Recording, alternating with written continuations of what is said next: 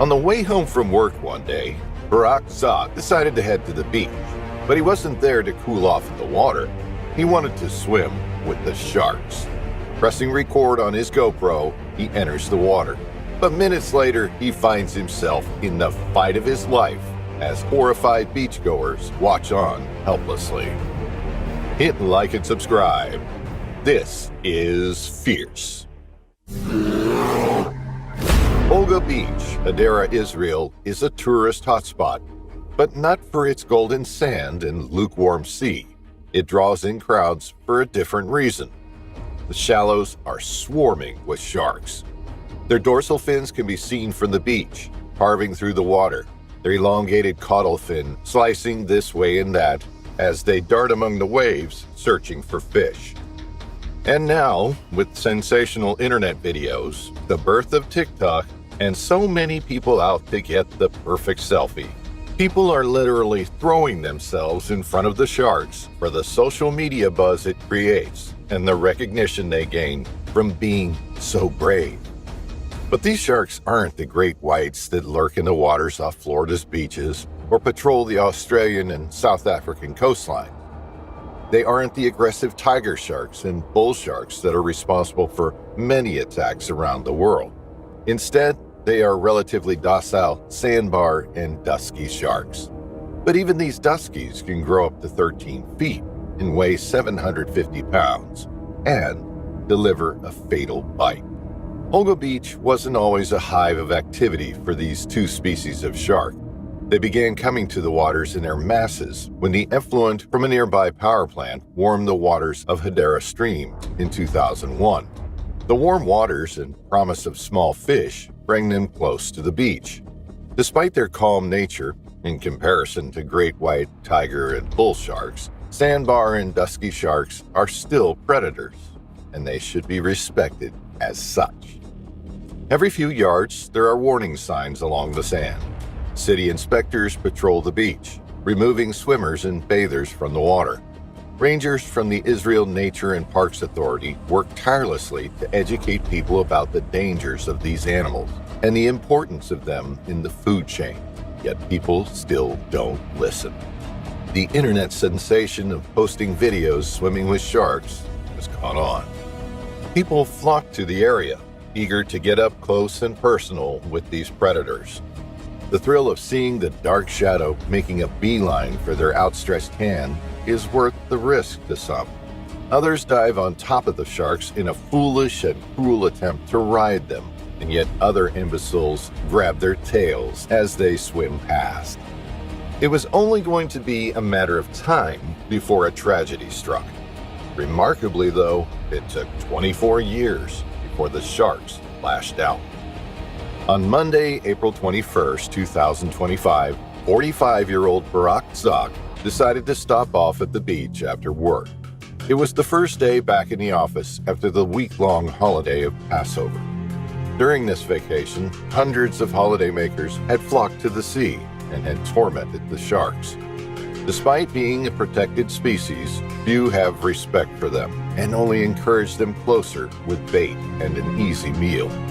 The sharks have learned to associate people with food, a dangerous lesson to teach an apex predator. Barak was from the central city of Petah Tikva, 40 minutes drive from Olga Beach. He parked his car and walked down onto the sand. There were others in the water. It was still very much shark season, the time of year between October and May when the sharks frequent Hadera the most. But Barak wasn't interested in tormenting the sharks or luring them with dead fish. He loved wildlife and the ocean, and he had been there many times before to marvel at these creatures in their natural habitat. He pulled a mask and a snorkel onto his face, slipped on his fins, and pressed record on his GoPro camera as he waded into the water. He swam out from the beach several yards towards where he could see some dorsal fins breaking the surface of the sea. When he saw a fin not far from him, he ducked his head under the water and watched as the shark came closer. He held his GoPro out in front of him, documenting the incredible beast up close. The waters were murky and brown, but he could still clearly see the characteristic white underbelly and darker back. Its small beady eyes were unblinking, its mouth closed. Barak held his breath as it swam right past him. Then from his other side came another and another. They were all around him now, surrounding him on all sides. Barak's heart thumped in his chest. It was spectacular footage, something he couldn't wait to show his 4 children and his wife Sarit when he got home later. A fisherman could see the danger Barak was in and shouted at him from the beach to get out of the water.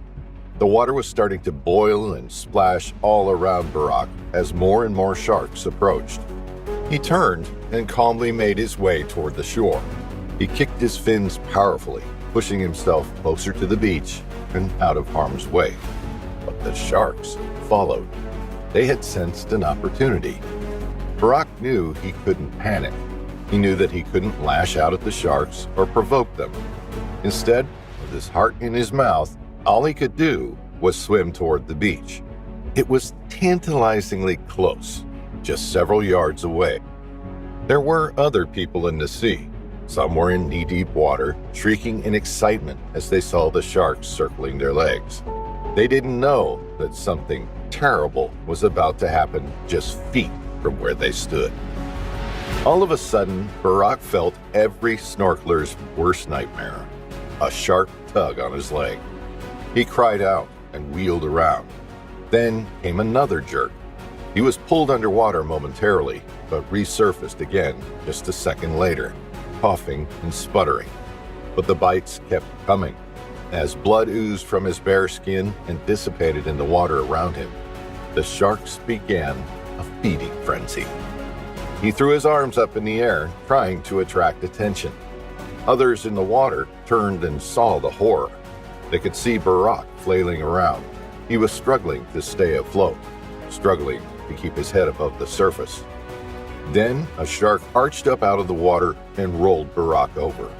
Other beachgoers spotted at least 3 dorsal fins circling Barak as he screamed for help. Some rushed down to the water's edge, but there was no way they were risking their lives for a complete stranger. Some took out their phones and began filming the harrowing scene. It was something that would stay with them forever, knowing that it could have been any one of them. Some shouted in shock and disbelief at what they were seeing. Despite all the people so close by, both in the water and on the beach, no help came. One woman called the emergency services. "There's something out there. A shark bit him.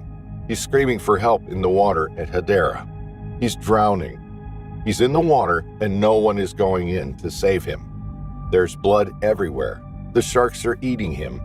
I think he's a diver. There are a few sharks on him." The water turned bright red around Barak. The attack was prolonged. He put up a brave fight, continually trying to make it back to shore, trying to fend off the sharks and keep his head above water. It lasted a few minutes, a few agonizing minutes. But he began to grow weak. He was losing too much blood. He was beginning to drown. And then one shark dragged him further out to sea and pulled him beneath the waves, never to be seen again. Just after 3 p.m., emergency services arrived, but it was too late. Barak had disappeared and the pool of blood had mostly vanished. It was as if nothing had happened.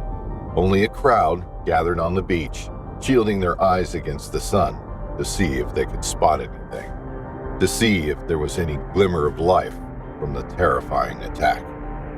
A search operation was immediately launched for the missing swimmer.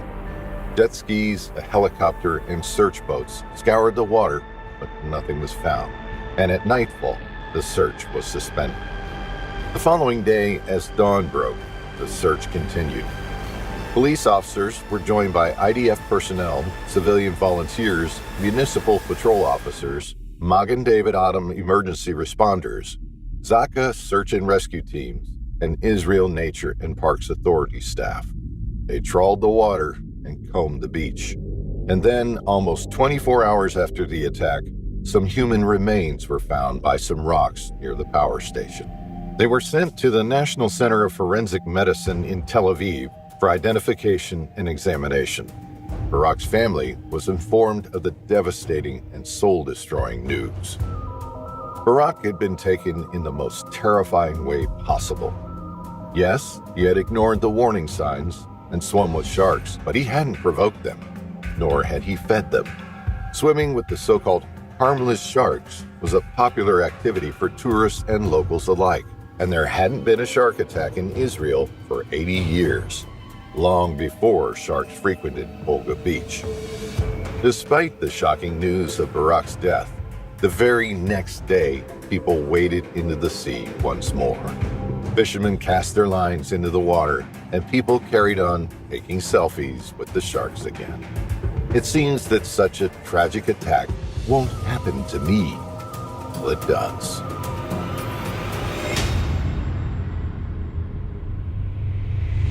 "15-year-old Lulu Gribbin and her twin sister Ellie were on vacation from Alabama. It was the first mother-daughter holiday the twins had been on with their mother, Ann, and it was going to be one none of them would forget. The youngsters were visiting Walton County on the Florida Panhandle when disaster struck. It was meant to be the time of their lives, enjoying the pristine white sandy beaches, splashing about in the water and sunning themselves as summertime approached. On June 7, 2024, they decided to spend the day at the seaside. So after eating, they headed for Rosemary Beach. It was a perfect day. They threw a ball in the air, playing volleyball and rushing around in the sand. Then, to cool off, they splashed in the water along with countless other holidaymakers. Lulu and Ellie's mother left the girls to enjoy themselves and walked along to another section of the beach. But the girls weren't the only ones diving about in the waves. There was something else lurking below the surface. It had been drawn to the shallower waters in search for food. The noise and commotion from the splashes in the water, the smells and vibrations emanating from the shoreline, they all drew something stealthy and powerful nearer. It was a bull shark. Able to survive in both salt and fresh waters, bull sharks are found in rivers, along coastlines, and in the open ocean. Typically growing up to 8 feet long, though often exceeding 11 feet, bull sharks are considered one of the most dangerous sharks in our oceans. They are aggressive by nature and often venture into shallower waters where humans are more likely to be. Along with great whites and tiger sharks, bull sharks are responsible for the greatest number of attacks on people throughout the world, as Lulu was about to find out. The girls decided to swim to a sandbar that was a little distance from the beach. The seafloor dipped significantly from the shore, so they took with them a boogie board, which they borrowed from another tourist. As they neared the sandbar, Lulu felt her feet touch something. The water was relatively clear, and when one of them dived down to touch the bottom, she resurfaced with a sand dollar in her hand. The others all joined in, taking it in turns to grab a sand dollar from the sandy bottom. But their splashes and laughter sent vibrations through the water. The bull shark was coming closer. All of a sudden, the girls felt uneasy. It was almost a sixth sense that something was about to happen. A chill filled the air, and they decided to head back to the beach. None of them knew what to make of the strange feeling that came over them, but whatever it was, it sent them swimming back to the shore as quickly as they could. It turned out their senses were right. Unbeknown to the teenagers, just a few miles up the coastline, a shark was attacking a 45-year-old woman in the water at Watersound Beach. But the news hadn't reached those on Rosemary Beach yet. When they made it back out of the water, the girls dried off and sunned themselves on the sand. They chatted excitedly amongst themselves and then began chatting to another group of teenagers next to them. It wasn't long before this other group ran into the water and began splashing about as Lulu and her friends had done earlier. Lulu decided to join them for one last swim before heading back to their accommodation. It was a decision that would change her life forever. As the girls kicked about in the water, the bull shark came in to investigate. Then Lulu's friend Adele screamed, "Shark!" Ellie wheeled around to see Adele swimming for her life towards the beach. She knew she wasn't joking, and Ellie also dived towards the shore. The shark weaved through those in the water. It bit down on McCrae's foot, but it wasn't done yet. "Stay calm," Lulu shouted as she saw a dark shadow swimming towards her. But it was too late. Everyone was already rushing for the safety of the beach. When Ellie made it onto the sand, she spun around, and that's when she saw it. The water had turned a distinct cloudy red, and right there in the middle of it was Lulu. She was screaming for help. For a split second, Ellie froze. Seeing her sister pleading for her life was something that will haunt her for the rest of her days. Lulu lifted her arm up out of the water, reaching for Lila, who was closest to her, but her hand was missing. It had been bitten off by the shark. Blood poured down her outstretched arm and dispersed in the water. Lulu was in a state of shock. She couldn't feel the pain, but seeing her hand missing was one of the most terrifying sights of her life. In the commotion and sand-filled water, the shark thrashed about and then clamped down on Lulu's leg. She screamed out and kicked wildly, trying to pull her leg free. Then seconds later, the shark let go and swam away. Lulu then blacked out before she could make it to shore. When they dragged her onto the sand, Ellie could see just how devastating the injuries to her twin were. Not only was her hand missing, but so was most of her right leg. Her femur was showing. Most of the muscle and skin was torn from the bone. She was losing blood, a lot of blood. Also on the beach that day were a couple of trauma nurses and more medical professionals who rushed to help. Although none of them knew each other, their training immediately kicked in, and they worked efficiently and calmly as a team, applying pressure to Lulu's arm and leg, drastically stemming the bleeding and desperately trying to keep her alive. But nobody knew if she would make it or not. Lulu came around. She opened her eyes and could see everyone on the beach working on her. She told herself just to breathe and to keep her eyes open. She knew if she kept doing those things, then she might make it to the hospital alive. Moments later, emergency crews arrived, and Lulu was airlifted to Sacred Heart Hospital in Pensacola. She was rushed into surgery. When she arrived at the hospital, Lulu had lost 2/3 of her blood. Surgeons worked tirelessly to keep Lulu alive, but they couldn't save her leg. They amputated just above the knee. She was put on a ventilator until she was strong enough to breathe for herself. When Lulu woke up after her first major surgery, she looked at her mom and said, "I made it." 4 months after the attack, Lulu started back at school part-time. She is determined to become a doctor one day, a dream that she had thought she had lost following the attack. While she has suffered life-changing injuries, she knows that she is lucky to be alive. She is now advocating for an alert system to be put in place following a shark attack. Had she, her friends, or mother known about the shark attack just up the coast from them at Watersound Beach that happened 90 minutes earlier, none of them would have ventured into the water that day. Although they make the headlines when they happen and they send shockwaves through the communities, luckily shark attacks are relatively rare. The year before, in 2023, there were just 69 unprovoked shark attacks in the world, 10 of which were deadly.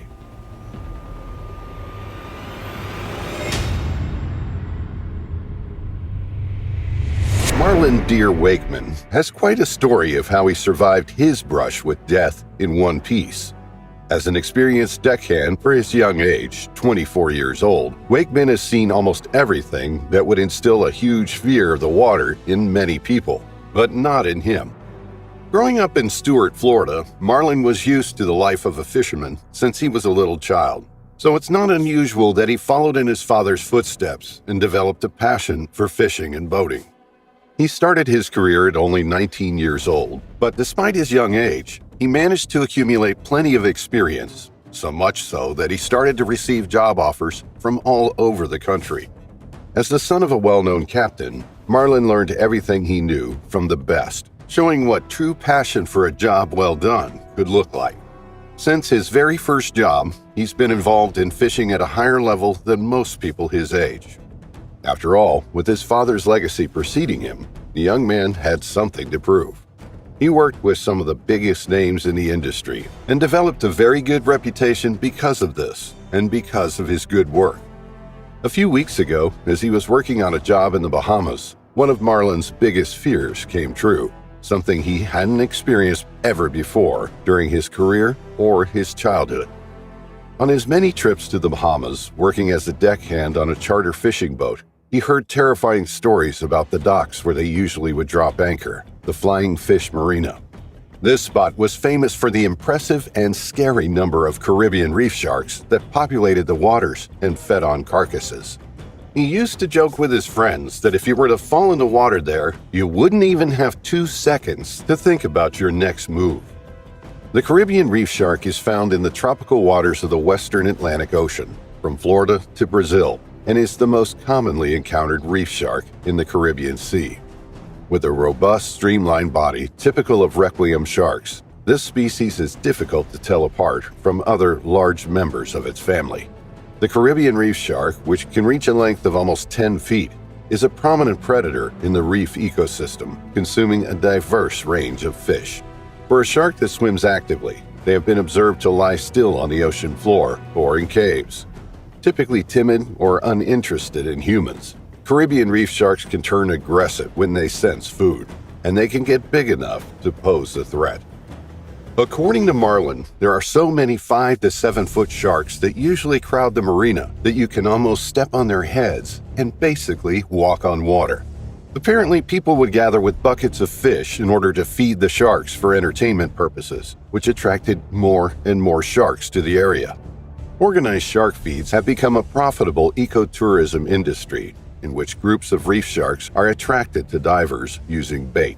This practice has drawn controversy in the Bahamas, as opponents argue that the sharks may learn to associate humans with food, increasing the chances of a shark attack, and that the removal of reef fish for bait may damage the local ecosystem. Therefore, danger was at an all-time high whenever they would dock there, and the captain used to warn his crew to be extremely cautious of every step they took. On that day, April 26, 2024, after arriving at the Flying Fish Marina, all the way from Stuart, Florida, Marlin was tasked with the tedious duty of bringing fishing gear back and forth from the dock to the boat. You know, being a fisherman has its ups and downs, its cool moments, and its most tedious jobs ever. So it wasn't a surprise to anyone that Marlin wanted to finish his task soon. Unfortunately, one wrong step would almost cost him his life. As he was returning to the boat to carry some more fishing gear, he made the rash decision to jump toward the edge of the boat rather than carefully taking his time when stepping on the deck. As he tried to jump almost 3 feet, his miscalculations sent him straight into shark-infested low-tide waters. In a matter of seconds, more than 20 sharks surrounded him. The predators started swimming around him, excited that they were going to eat something else instead of fish carcasses. But Marlin, as soon as he hit the water, understood what was happening to him and managed to stay calm. He knew it was life or death, shark versus man. He knew he had to act fast. His captain's words echoed inside his head. He knew he hadn't been careful, and most importantly, he knew he didn't want to die. Wakeman swam upward toward the boat, but nothing could prepare him for what came next. As he hung on to the boat cockpit, a shark ferociously bit him on his knee and dragged his head underwater. Despite his mouth filling with water, the young man fought and resurfaced for just enough time to take a big breath before being pulled again by the powerful predator. Marlin continuously kicked the shark as much as he could, while also trying to keep his surroundings in check. Everywhere he looked, there was a shark, but this didn't make him lose his calm. Instead, he punched the shark's head with his hands as much as he could, while trying to shake his leg loose from the shark's jaws. As soon as the almost 7-foot shark loosened its tight grip, the 24-year-old resurfaced. He kept thinking, "Why don't I feel any pain?" In reality, the adrenaline that was coursing through his body softened the shark's bite. Marlin only felt a lot of pressure, but as soon as the first shark retreated, a second one bit him on the shoulder. This time, it felt like a punch. Marlin's luck didn't give out, though. The second shark didn't seem to hold on to its victim's shoulder too much, And when the opportunity presented itself, the 24-year-old miraculously managed to pull himself up from the water onto the boat. With his left leg mauled and his shoulder pulsing with pain, Marlin dragged himself on the deck while reality hit him more powerfully than ever. He assessed his injuries, which were not very pretty to look at. After a few minutes, pain slowly started to invade his body, and he let out a scream as blood began to flood from his knee. Now, after the calm had passed, the 24-year-old started yelling for help, desperate to survive. The boat's captain heard his screams and ran to him in a heartbeat. After seeing the blood that surrounded the young man, he sprung into action, applying a tourniquet and elevating his leg. Scrambling for a plan of how to transport his deckhand to a medical center, the pain was unimaginable and Marlin's body couldn't take it anymore, so he blacked out. Back home in Stuart, Florida, Marlin's father got a terrifying text, one every parent wouldn't want to receive. As soon as he found out about his son's injuries, he called his captain and asked him to organize a chartered plane for West Palm Beach. The next day, Marlin was transferred to St. Mary's Medical Center, where he received additional medical care. His doctors said it's a miracle he survived the horrible attack. It's not common for people who fall into shark-infested waters to come out of there alive with a shark bite that barely missed the femoral artery, and Marlin is well aware of his luck. His injuries were life-threatening, but the doctors believe he will make a full recovery, especially after some physical therapy. Despite his almost fatal encounter with death, the 24-year-old can't stay away from water for too long. He will, however, be more careful so as not to fall again into the jaws of a shark or two.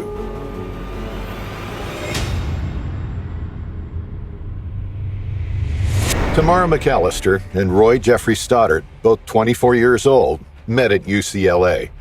Tamara was studying for her master's degree, and Roy was a teaching assistant in one of her classes. The attraction was immediate, and once they learned they had tons of things in common, nothing could break them apart. Tamara was preparing for public health work in Kenya, where she had spent several months as an undergraduate at Lewis and Clark College in Oregon. She was so determined to help people that she decided to study family health at UCLA, wishing to return one day to Kenya. But more than that, she was a true athlete. There wasn't a day when Tamara wasn't going for a run or for a quick dip in the ocean. She loved swimming and kayaking, although she was still a beginner. Fortunately for her, Roy, her boyfriend, was there to practice with her. Roy Jeffrey Stoddar was also a graduate student in public health and was working as a teaching assistant when he met Tamara. He had recently applied for medical school and just received his first acceptance letter. Since their first meeting, the couple had spent most every moment hiking, camping, climbing mountains, scuba diving, surfing, or kayaking together. Roy, who grew up in San Jose, was determined to show his girlfriend the natural glories of his home state, and she loved every second of it. Roy had tremendous respect for the ocean. He knew how to keep calm even in the worst swimming conditions. He knew he could never underestimate the powers of the ocean. Sadly, their last kayaking practice off the California coast ended abruptly when a shark attacked them. The morning of January 26, 1989, started at Roy's beach house in Malibu, which he shared with one of his friends, Randy Lee. Usually, both Roy and Tamara had evening classes at UCLA, so the mornings were reserved for training. Taking advantage of the beautiful California weather, they decided to take a short trip with their kayaks in preparation for a triathlon they were planning to compete in together. At around 9:30, they launched their kayaks and started paddling. That was the last time they were seen alive. The sea was calm, and the wind slowly pushed the two one-person kayaks over the waves. It was a day like any other for Tamara and Roy. The conditions were good. They were both happy, talking and enjoying each other's company. Roy wasn't a reckless guy, so he insisted they needed to stay away from the kelp beds, as sharks would often hide there. About 35 species of sharks swim the waters off California, including the great white. Among the most dangerous sharks, only the great white is prevalent along the U.S. Pacific coast, and it prefers the cooler waters from Northern California to the Gulf of Alaska. Roy lashed the two kayaks together once they reached the most difficult part of the journey. The wind was getting stronger, and the waves were becoming more uncontrollable. Tamara was having difficulties keeping up with her boyfriend, but after Roy tied the two kayaks together, she resumed control of the boat. Unfortunately, Tamara's frantic paddling created a churning effect on the water, which attracted a shark, and it was a big one. All of a sudden, the shark launched itself at Roy's kayak, hitting it from underneath, similarly to how sharks attack buoys where seals rest. The impact was so powerful that Roy was thrown out of his kayak. He flew forward and hit his forehead on the front of his kayak, losing consciousness immediately. The same thing happened to Tamara. She flew backward, hitting her head on the back of her kayak, but she was still conscious. McAllister managed to resurface a few seconds later, coughing and spitting up water. She looked frantically for her boyfriend, but he was nowhere to be found, already sinking to the bottom of the ocean. His body was propelled into the kelp beds he tried so hard to avoid, making him the easy target for a hungry shark. Seeing how Roy wasn't responding to her desperate calls, Tamara tried to turn over her kayak and get inside it. Seconds later, she felt something tugging on her left leg. The feeling was horrendous. She felt the shark's sandpaper-like skin brush on her leg just before the shark opened its massive jaws and took a bite out of his victim. The animal tasted Tamara's flesh and blood and decided he wanted more. Despite the immense pain, Tamara fought the shark to the best of her abilities. She kicked and tried to pull herself out of the shark's grip while she was being dragged deeper into the ocean. The shark twisted and turned, shaking its head while still holding on to Tamara's leg. The animal let go for only a moment, but the scent of blood was too enticing. He couldn't get enough. With a surge of power, the shark bit off a huge chunk of Tamara's thigh, severing her femoral artery. Dizzy and with his head pounding like crazy, Roy blinked rapidly under the salty water. His vision was blurry, but he managed to resurface away from the kelp forest. He looked over for the kayaks, both overturned and floating around. But what terrified him the most was the red color of the waves, as he realized Tamara was in danger. He swam as fast as he could toward her and managed to pull her to the surface. Despite their efforts, it was impossible to climb back into the slippery kayaks. With their energy depleted, the couple's chances of survival were diminishing with every passing second. Tamara was falling in and out of consciousness as Roy tried to keep her afloat. He thought the shark had left, but he was just circling them, waiting for the perfect moment to attack again. With a sudden move, the animal's jaws clamped onto Roy and dragged him into the ocean's depths, while Tamara's injured body floated away. A few days later, after Tamara and Roy didn't show up for work, something uncharacteristic of them, the alarms went off. On Saturday at about 4:15 p.m., 2 days after the attack, Tamara's body was found off Channel Islands Harbor near Ventura by the crew of a sailboat. Her body had been carried about 30 miles north of Paradise Cove. She had been bitten 6 times and died of loss of blood. Authorities believed the shark was a great white, measuring at least 5 feet because of the size of the bite on her left thigh, more than 13 inches. After Tamara's body was discovered, the United States Coast Guard organized a search for Roy's body. A boat and helicopter circled the area where they were last seen, as well as the area where Tamara was found. After a week-long search, they couldn't find any trace of Roy. Despite the couple's experience and the attack happening so close to the shore, nothing could have saved them from the great white's jaws. After all, Roy said it best: you should never underestimate the powers of the ocean.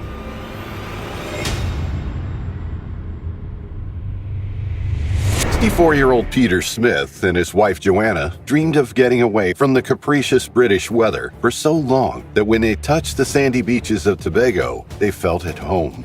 One thought was running through both of their minds: I never want to leave. Compared to British weather, this was a dream they didn't want to wake up from. Back at home, cloudy days, rain, and low temperatures awaited them, and the mere thought of soon having to go back to that made the couple feel blue. But before that, there was plenty more sunbathing, snorkeling, swimming, exploring, kayaking, and so on to do on Tobago. As soon as the sun rose, the Smiths and their friends made their way to Turtle Beach to start their daily holiday routine, enjoying the sunshine, the water, and the nice weather. Turtle Beach, also known as Great Cortland Bay, gets its name from the number of turtles that will come ashore and lay their eggs. As the couple was visiting Tobago right when turtle nesting started, Peter and Joanna went to this exact beach almost every day of their holiday. They even told their hotel management to let them know when the turtles made their way ashore, even if it was late at night, so they could go see them. So on an April Friday morning, they didn't even consider going anywhere else. Eager to bathe in the crystal clear waters, they dashed toward the gentle waves without thinking for a second that danger was lurking around, closer than ever before. Tobago wasn't known for its shark attacks, but on that day, a fierce bull shark would disturb Peter and Joanne's holiday. Laughter took over the entire beach as soon as a group of kids showed up and started playing close by. After a few minutes spent in the water, Joanna went back to her chaise lounge and watched the kids play, failing to conceal her pure joy. She thought to herself, this really is the best holiday ever. From time to time, she would point her eyes toward Peter, who was still relaxing in the shallow water with a few friends, just to check up on him. A shadowy silhouette made its way toward the small group that was lounging in the water, with their backs facing the beach. Taking advantage of their guard being down, the silhouette descended upon its prey, finally revealing itself, a bull shark. What happened in the next few minutes was straight out of a Jaws movie.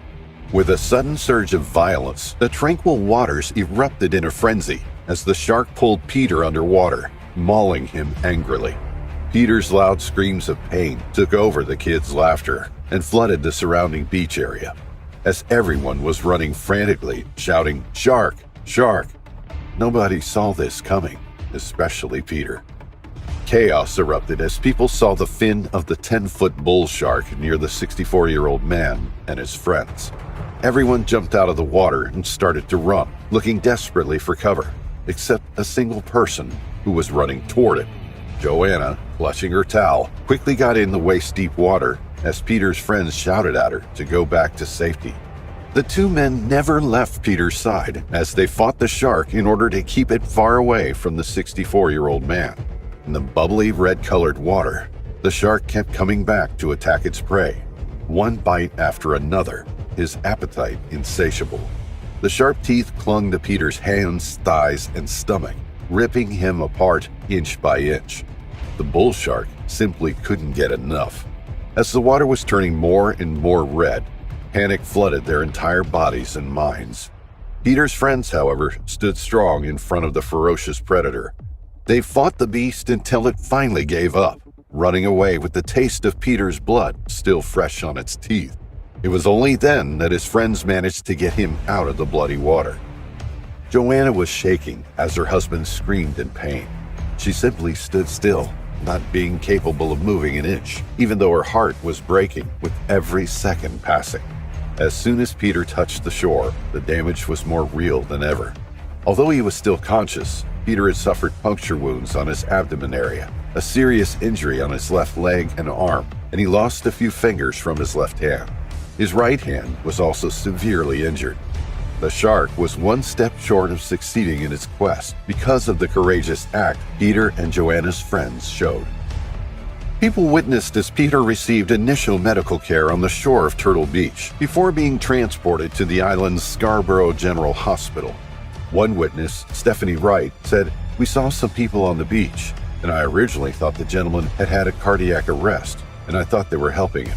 And then I saw someone running down with a towel, and then I saw a dorsal fin come out of the water and thought, oh my God, it's a shark." Another witness, Orion Jakarov, believes they never saw it coming. They were about waist height in the water, so they weren't out of their depth.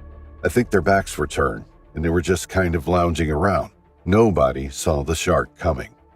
Bull sharks are known to be aggressive and are most often found in shallow waters along tropical coastlines, making them, along with great white and tiger sharks, among the species most likely to come into contact with and attack humans. Still, shark attacks are extremely rare in Tobago. Peter's terrifying encounter with the bull shark It's just the third attack in over 20 years, leaving the local community dumbfounded as to how and why this happened. Peter was initially treated for his serious injuries at the intensive care unit of the local hospital in Tobago, but after much consideration, he was airlifted to the care of medical professionals at Jackson Memorial Hospital in Miami, Florida. After the horrific mauling he endured on a Friday morning that was supposed to be a peaceful one, he underwent surgery on his hand and leg, but there was still some more extensive work to be done. During all of this, his wife Joanna never left his side. She clung to him tightly, assuring Peter that he would be okay and encouraging him to survive for the sake of their 2 children. This horrifying event prompted an ambitious search for the bull shark. The authorities closed down the beaches and prohibited swimmers from going into the water for their safety's sake. A bounty was even placed for whoever was brave enough to capture the shark and move it away from the beaches of Tobago, but it was soon retracted.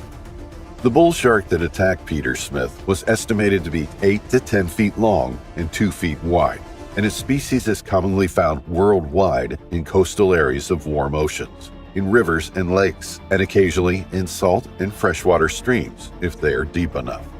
It can be found to a depth of 490 feet, but it doesn't usually swim deeper than 98 feet.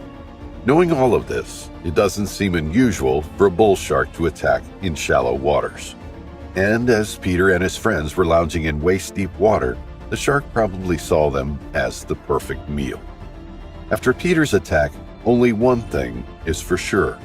We all enter water at our own risk.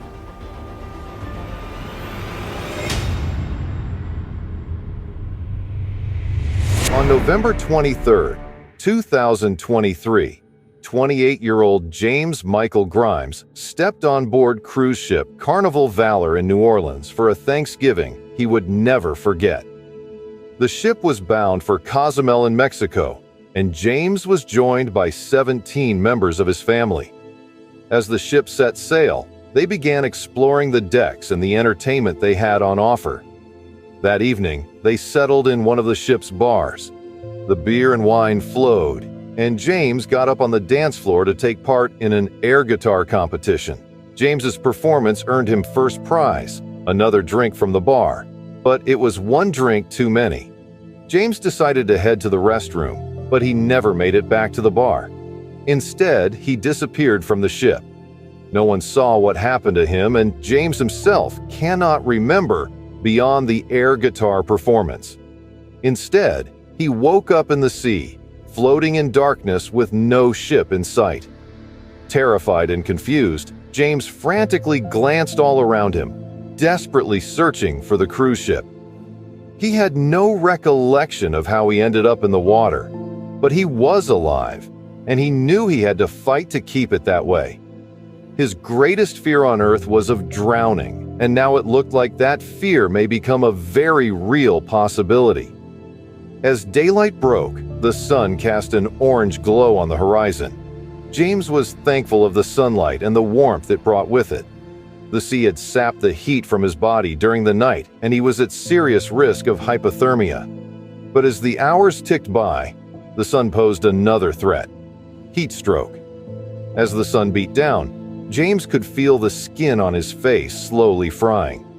He dunked his face in the water periodically to cool it down, but soon the salt would be crusted onto his skin, and the burning sensation would return. Back on the ship, nobody even knew he was missing. They assumed he was asleep in his cabin, but when his sister knocked on his door, there was no answer. She opened it and was surprised to find that James wasn't there.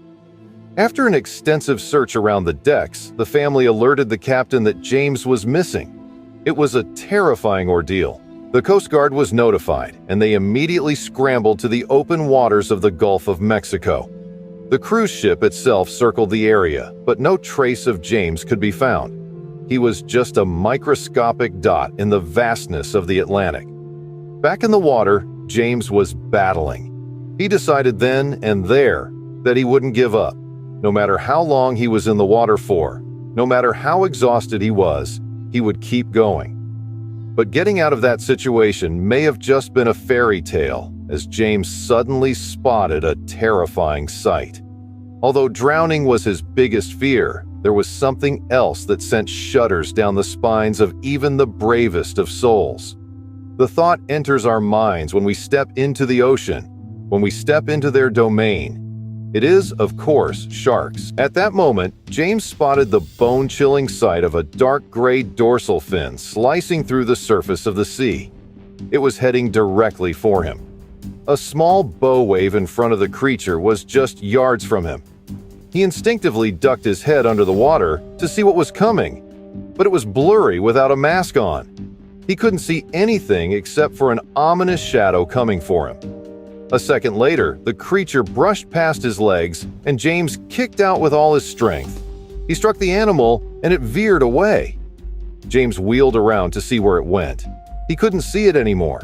He couldn't see the dorsal fin. Was it circling him below? Was it coming back for more? James's heart was thumping louder than it had ever done before. It was thundering in his ears as he scoured the sea all around him, looking for the tip of a dorsal fin or the open jaws of an enormous shark appearing right beside him. But it never happened. Only after some considerable time did James stop panicking about being eaten alive by a shark. Whatever it had been, it was now gone, and James was all alone once more. He rested his head back, starting up at the cloudless sky. He squinted against the sun and closed his eyes. He began to sing to himself, making up songs and imaging seeing his little girl again.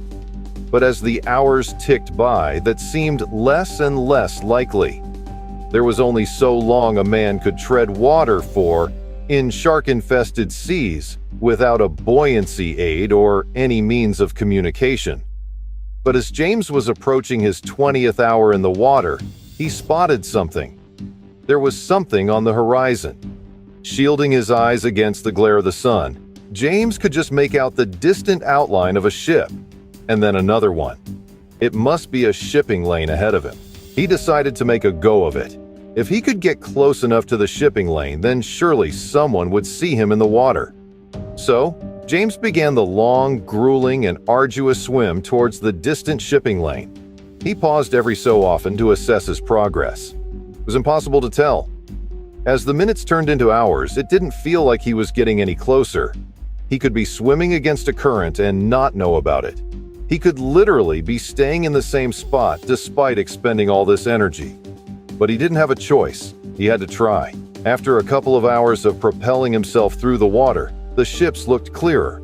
They looked closer. This gave James hope. He must be making progress. But the light was fading rapidly. James knew that it was now or never. He didn't think that he could survive another night at sea. He was utterly exhausted, and the chill as the sun began dropping in the sky told him that he would be in for a freezing cold night. He kept going. Then he made it relatively close to one of the ships. Now, all he had to do was get their attention. He knew nobody could hear him, but it was instinct to shout for help. He waved his hands above his head and made as much splashing as possible, but who would see him? A tiny dot far below the deck of the ship. It was almost impossible to distinguish him from any other patch of ocean. And yet, somehow, someone on board the ship noticed him. They could see a tiny figure waving its arms around frantically in the water below. James looked up at them, praying that they had seen him. And they had. They threw him a buoyancy aid with a flashlight on it, and James made a dash for it. But the waves were picking up. The surface of the sea was getting choppy, and the buoyancy aid was being pulled away from him in a different direction. James had to conserve his energy. So, instead of chasing after the buoyancy aid, he decided to focus on treading water as he had done so for the past 20 hours. Then he got the news he had been waiting for. Over the loudspeaker, he heard the ship's captain tell him that the Coast Guard were 15 minutes away. He just had to hold on for a little bit longer. As dusk began setting in, James heard a familiar sound. It was a distant rumble, and it grew louder. A moment later, he realized that it was the whirring of a helicopter. The Coast Guard was there, and the chopper began circling the ship. James was waving madly, but it seemed the crew hadn't seen him. Then finally, it hovered above James's position. He looked up, a wave of relief washing over him, and watched as a rescue swimmer dropped into the water. That swimmer was Richard Dickey Hofley, who estimated that James had about 90 seconds left before he was lost to the waves. He said that some people are emotional when they are rescued, others break down and cry, and others are elated. But James literally had no energy to react at all. He was completely exhausted. James's first comment to the rescue swimmer was that he didn't have any clothes on because he had stripped off to attract their attention. Then he felt an overwhelming feeling of gratitude when he was winched up to the helicopter in the basket. James was rushed to hospital in New Orleans, where he spent 5 days in the ICU recovering from his ordeal. He was treated for hypothermia and dehydration. He truly believes that God was with him out there, keeping him afloat. It was a true miracle that he was spotted by the passing ship and that he managed to keep his head above water for almost 20 hours.